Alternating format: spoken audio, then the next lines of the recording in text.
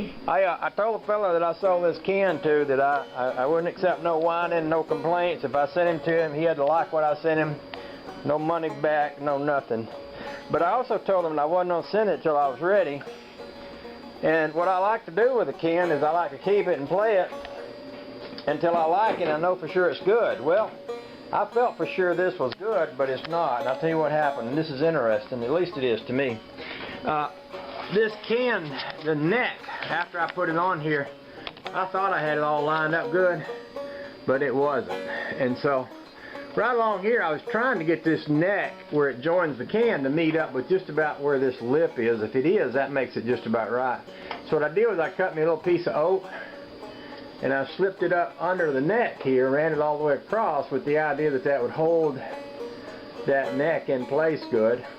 But what has happened is that piece of oak has sunk down into the metal so that the metal here is kind of caved in a little bit right in here. So that neck is no longer in line. There's enough room under there to put half a finger. That just ain't right. So next thing I gotta do is take the can apart again.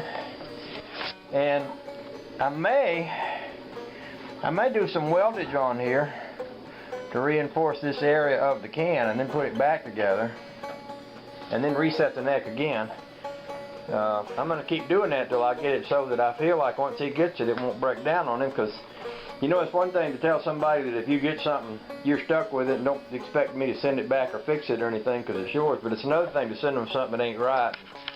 Good as this can sounds, when it's right, but when it ain't right, it ain't right. So I'm going to put that on my list of things to do. Take this thing apart and redo that right there again, until I get it where I like it, and then put her back together and see how she goes. I never had a can quite collapse the way this one did, and I don't know. It's got some rust issues. It has a hole rusted in the bottom of it here. So I don't know if the rust issues is what's caused it to be that way or not, but we'll get her fixed. We'll keep after her till we get it right. So I guess it's a good time to take this here can apart again and try to reinforce this area here. I showed y'all the other day how that had kind of sunk down in there. I've never had a can do that before. This one did. And I'm going to disconnect this and see if I can reinforce that. I want to reinforce it and strengthen it so I can get that neck on there good and solid, but I don't want to lose the sound quality from the can. So I don't want to put too much junk on there. But my thinking is the more junk I put on there, the less vibrational the whole thing will be. But it won't work the way it is, so I got to make some changes. So that's the next thing in my list of things to do today, I think.